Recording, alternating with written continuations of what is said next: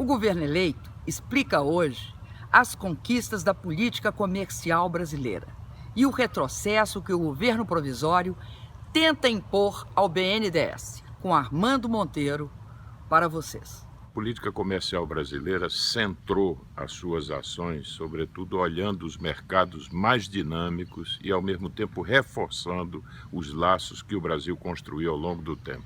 Mas, por exemplo, com os Estados Unidos, que são o principal mercado de manufaturados do Brasil, nós celebramos um acordo inédito de convergência regulatória. Isso significa remover barreiras não tarifárias, melhorando extraordinariamente as condições de acesso de produtos, especialmente bens industriais, ao mercado americano. Por outro lado, priorizamos o nosso foco numa maior aproximação com os países da Bacia do Pacífico.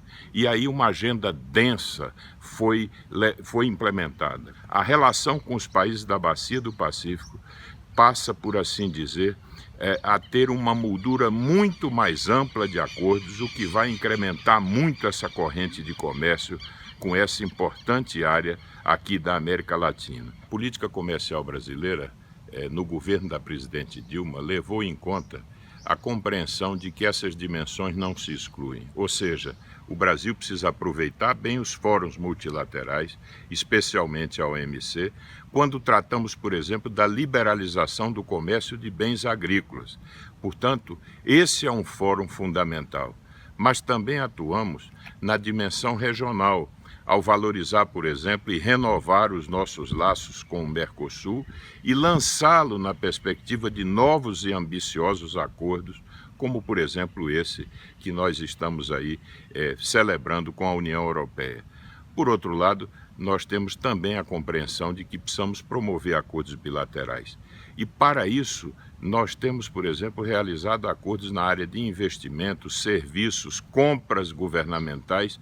Tudo isso pode se fazer na esfera bilateral. Portanto, essas dimensões não se excluem entre si, antes, pelo contrário, elas se complementam e se fertilizam mutuamente. O acordo Mercosul-União Europeia, para o qual o Brasil teve um papel decisivo quando teve uma atuação importante para harmonizar a oferta do bloco, que ao final viabilizou o início da troca de ofertas, que é o passo fundamental para a celebração de um acordo de livre comércio do Mercosul com a União Europeia. Esse acordo vai inserir o Mercosul nessa rede de acordos internacionais e, nesse caso, com aquela região que representa o bloco econômico mais importante do mundo. Portanto, o Mercosul sai de uma posição de isolamento e passa a se integrar de forma efetiva a essa rede de acordos internacionais. É um acordo da maior significação e da maior importância. Me parece uma proposta que, ao que tudo indica, se justificaria por uma necessidade de reduzir a dívida bruta. No entanto, o reflexo dessa medida na redução da dívida bruta, quando se projeta até 2020, é muito pequeno se nós levarmos em conta, por exemplo, os prejuízos que isso causará à manutenção dos programas e das linhas de financiamento do banco, que são imprescindíveis para apoiar o setor produtivo. Ou seja, o funding, as fontes de financiamento do banco serão drasticamente reduzidas com essa medida, sem que ela proporcione benefícios que justifiquem essa medida. Haverá um prejuízo para o setor produtivo,